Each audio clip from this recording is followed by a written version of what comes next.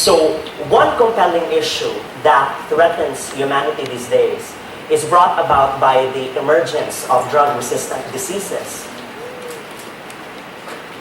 Hence, diseases that are once curable are now becoming drug-resistant, meaning they're able now to counter the therapeutic activities of existing drugs. These diseases that are becoming drug-resistant these days include cancer, tuberculosis, and AIDS.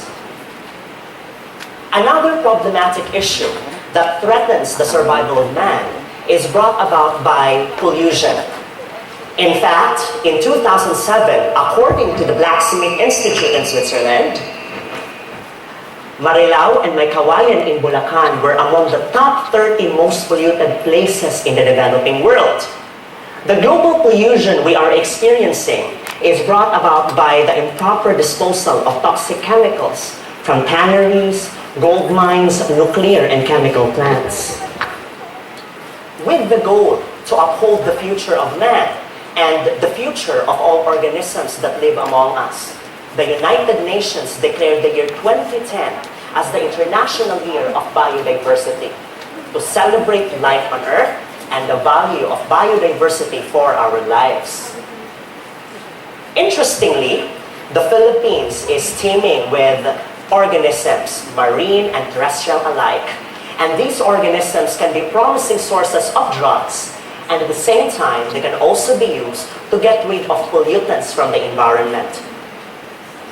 So my talk this afternoon will focus on mycotechnology, with emphasis on the applications of aquatic fungi and lichens in chemotherapy and bioremediation. So the study of aquatic fungi and lichens is of interest to many scientists these days, primarily because of their biodiversity that remains to be an untapped resource. In fact, according to Hawksworth, of the estimated 1.5 million species of fungi, 7% of these fungi is known, and very few of these fungi have been screened and cultivated in the laboratory for their biotechnological applications. This makes aquatic fungi and lichens very interesting to study because there are a lot of things that we don't know about them. Another reason why I'm so interested to study this organism is that many of these aquatic fungi and lichens possess silent gene clusters. Now, all organisms have genes, and you know that genes are made up of DNA, and our DNA, our genes, dictate our characteristics. For example, the color of our hair, the complexion of our skin, our height, all these are determined by our DNA, by our genes.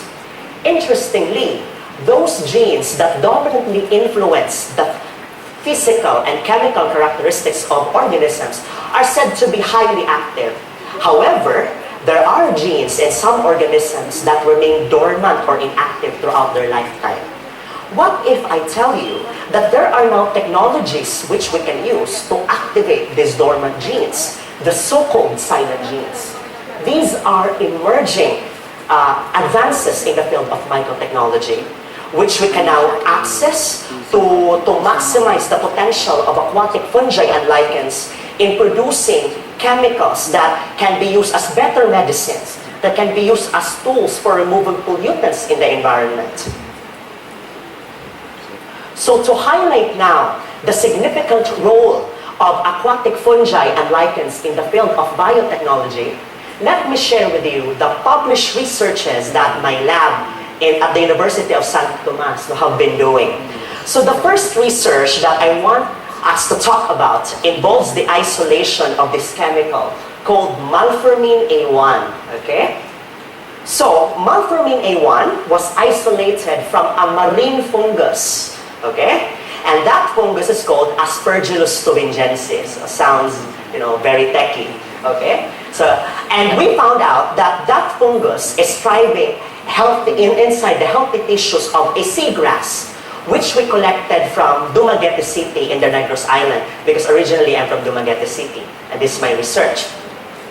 Now, we found out in the lab that malformin A1 could inhibit the growth of cancer cell lines. In this research, we tested malformin A1 against HeLa cervical cancer and P388 murine leukemia cancer cell lines. And we found out in the lab that in terms of its anti-cancer activity, it's even more potent than the existing chemotherapeutic drug. Another interesting finding we had is that malformin A1 could also kill the parasite Trypanosoma congolense. And for your information, Trypanosoma congolense causes the disease animal trypanosomiasis. Okay? And in terms of its antiparasitic effect, it's even more potent than the existing drugs that we have today. Now, the biological properties of malformin A1 were further supported by other studies. For example, the study of Zahn, conducted in 2006, showed that malformin A1 is cytotoxic against human lung, pancreatic, breast, and central nervous system cancer cell lines.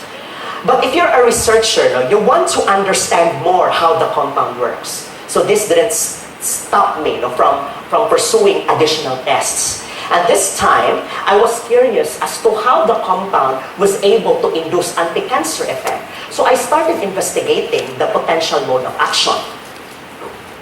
Interestingly, histone modifications are used by scientists nowadays to study the effectivity of anti-cancer candidates. And so basically, what are histones? So histones are proteins that are responsible for packaging the DNA. I want you to imagine the DNA as a bandage. And this DNA is wrapped around the hand or the fist of a boxer. So that's how the packaging works. Interestingly, the packing of the DNA around histone may influence activation of genes, such that if the genes if the DNA is loosely bound around histone, genes may become more accessible and are therefore active. However, if the DNA is tightly bound around histone, genes become less accessible and are therefore dormant or inactive. Now, the wrapping of the DNA around histone is influenced by a variety of factors. For example, diet, aging, and exposure to chemical pollutants. It is an established fact that all of us have cancer-causing genes. However, these cancer-causing genes are dormant throughout our lifetime, except when they mutate, causing now or triggering now normal cells to be transformed to something cancerous. Now, the mutation of these cancer-causing genes may be brought about by our lifestyle.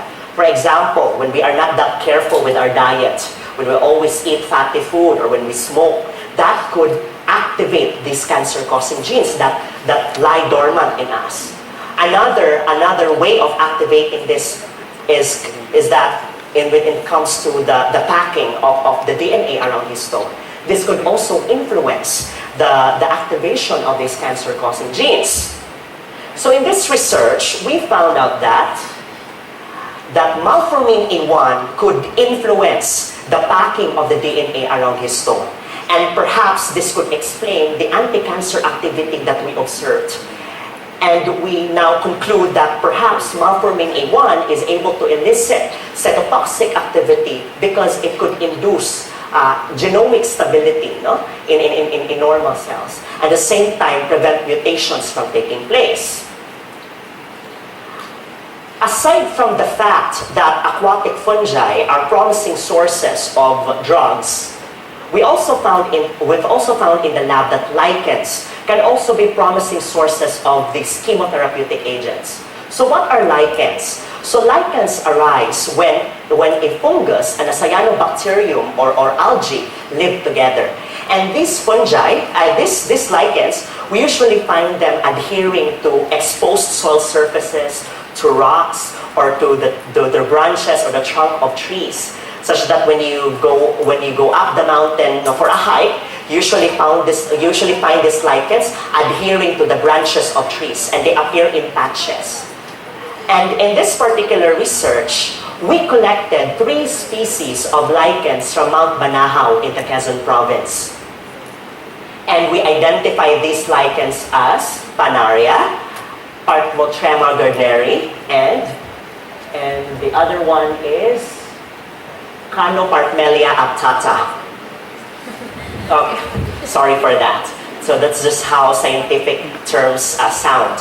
Okay, so when we examined their chemical constituents, we found out that lichens are able to produce acidic compounds, namely atranorine, protocetraric acid, galvanic acid, chloroatranorine. Okay, you don't need to be confused. These are just chemicals, no? Chemicals produced by these lichens. And interestingly, in terms of their biological action, we found out that these lichens could kill bacteria that cause disease. For example, Staphylococcus aureus, Pseudomonas aeruginosa, and Escherichia coli. All these are pathogens. All these cause disease, and all these are bacteria. But in terms of their antioxidant property, unfortunately, the lichens we collected were not that promising. Okay? But in terms of their anti-cancer effect, we found out that these lichens could kill two types of cancer cell lines, AGS and A549. AGS is a human gastric cancer cell line, while A549 is a lung-associated cancer cell line. What is more intriguing is that two lichen species, namely Panaria and Parthenotrema gardneri, showed to be selective in their anti-cancer activity. So what does that mean? It means that they were able to kill cancer cells, but they remained non-toxic when tested against normal cells. In this case, the normal cells we use were MDCK cell lines. MDCK is a canine-derived kidney cell line. So in identifying drug candidates, selectivity is one factor that we should consider, because such that the drug candidate only kills the disease-causing agent and not the patient or the host. Because if the patient gets killed, then that defeats the purpose of chemotherapy, right? Okay.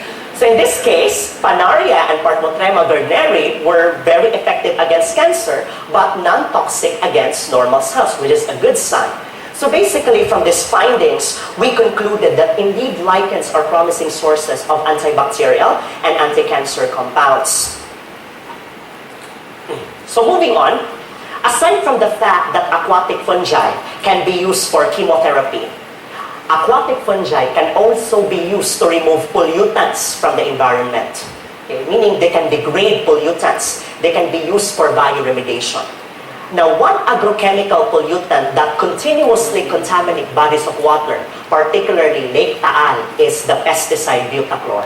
In this research, we showed that aquatic fungi can be used to degrade pollutants, such as butachlor. So for this study, we collected submerged wood and fresh water from Taal Lake. Okay, and from these samples, we're able to isolate several species of fungi, with those complicated names that I don't want to mention. Okay? And among these fungi, two fungi, namely Sclerotium hydrophyllum and Newtonia subglobosa, showed to be promising in terms of degrading butachlor. And we proved this by conducting HPLC, or high performance liquid chromatography. So that is the HPLC chromatogram. Where is the laser? Okay, but anyway, there's a peak there, peak encircled red, okay? So that's the peak for butachlor. And we found out in the lab that as the time of incubation increases between the fungus and the butachlor contaminated medium, the concentration also of butachlor decreases. Aside from that, we also observed that there was an increase in the biomass of the fungus when cultivated in the presence of butachlor, indicating that the fungus must have been utilizing butachlor as its nutrient source. With these findings, we could then conclude that perhaps aquatic fungi have the ability to degrade pollutants from the environment. They are good tools for bioremediation. Indeed, both aquatic fungi and lichens can be used for chemotherapy and bioremediation.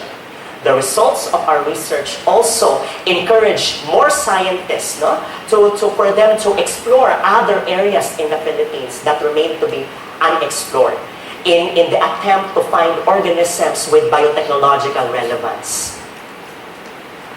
So, before I formally close my presentation, let me just share to you these words.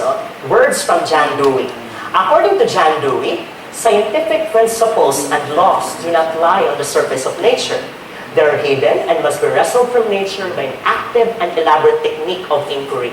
These very words inspire us to do quality research, while thinking that our research could contribute to the advancement of knowledge and also in making the lives of man better. Thank you so much for listening.